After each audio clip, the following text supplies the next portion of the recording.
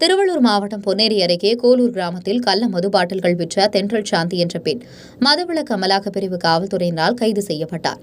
திருவள்ளூர் மாவட்டம் பொன்னேரி அருகே உள்ள கோலூர் கிராமத்தில் வசிப்பவர் தென்றல் சாந்தி. 32 வயதாகும் தென்றல் பிரபல டிக்டாக் சமூக வலைதள நடிகையாக வலம் வந்தவர். இந்நிலையில் கோலூர் கிராமத்தில் தொடர்ந்து கள்ளத்தனமாக மது பாட்டில்கள் விற்பதாக தகவல் அறிந்து காந்தி ஜெயந்தியன்று மதுபான கடைகள் மூடிய நிலையில் மது பாட்டில்களை கள்ளத்தனமாக விற்பனை செய்யும் போது பொன்னேரி மதுவிலக்கு அமலாக்க பிரிவு காவல்துறையினரால் அதிரடி கைது செய்யப்பட்டார்.